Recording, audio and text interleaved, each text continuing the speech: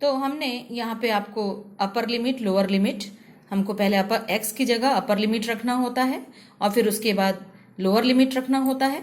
तो हमने एक्स की जगह पहले 1/r रखा माइनस 1/ लोअर लिमिट, एक्स की जगह हमने अनंत रखा। फिर 1/अनंत, 1/अनंत का मान होता है 0, तो ये हो गया, ये पोर्शन 0 हो गया। आपके पास बचा q/4πε0 के 1/r। ये निकला आपका किया गया कार्य, यानी Q0 आवेश को, जो आपका Q0 आवेश यहाँ पर A पर रखा हुआ था, उसको यहां से P तक लाने में किया गया कार्य। अब ये कार्य आपको विभव, कार्य के जरिए आप विभव प्राप्त कर सकते हैं। तो बिंदु P पर विभव क्या होगा?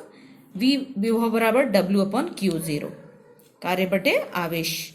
और कार्य जो है आपका, कार्य का मान हम यहाँ पर रख देंगे बेटा 1/4πε0 के Q0/r, और पहले से ये जो Q0 है, ये Q0 कैंसिल हो जाएगा और आपको मिलेगा V = 1/4πε0 के Q/r।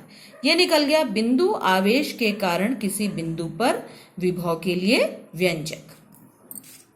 बिंदु आवेश के कारण किसी बिंदु पर विभव के लिए व्यंजक आपको प्राप्त हो गया। थोड़ा सा एक्स्ट्रा और आपको बताएंगे।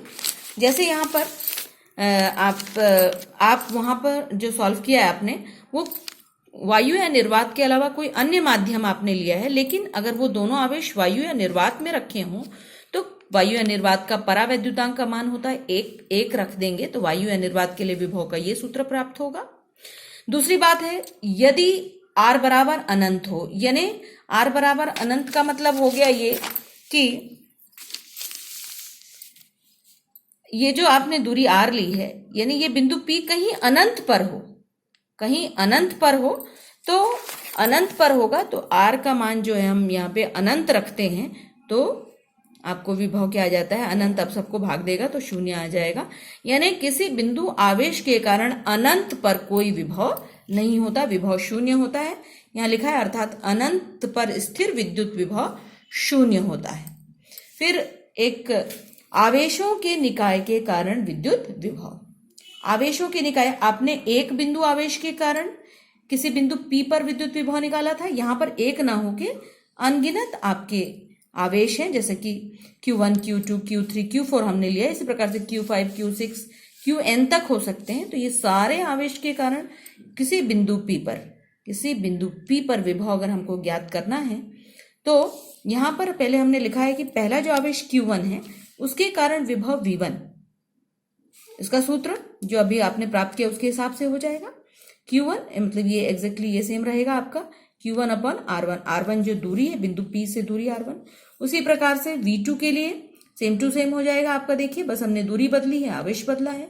V3 के लिए इस प्रकार से अगर n आवेश आपने लिए हैं तो nवें आवेश के लिए आपका हो जाएगा कि Q1/Rn, और आपका इस बिंदु पर जो विभव होगा वो सारे विभव का योग होगा। V बराबर V1 + V2 + V3 और डैश डैश डैश और Vn, सारों को हमने जोड़ दिया है। और जब हमने सारे मान रखे हैं बेटे, इस तरीके से मान रखा है हमने, और फिर इसको गणितीय रूप में हमने लिख दिया है कि 1/4πε0 के भी रहेगा, यहाँ पे के मैंने नहीं लिखा है, और ये पेन एक मिनट सॉरी, ठीक है, के आप लिख लेंगे इसको। और यहाँ पे समेशन आई बराबर, हमने यहाँ पर क्यू सारे को हम जोड़ रहे हैं, तो यहाँ पर हमने चर राशि ले ली है ये सबको दर्शाने के लिए। आई दर्शाया हमने, आई का मान 1 से n तक जाएगा, यानी जब 1 रख दिया तो 1/1, 2 रख दिया, आई का मान 2 हो गया तो 2/2। इस प्रकार से सारे को इसको शॉर्ट में लिखने का ये मैथमेटिकल तरीका है। तो आप सभी को समझ में आ गया होगा, इसका नोट्स आप लोग बना लेंगे बेटा। Okay, thank you.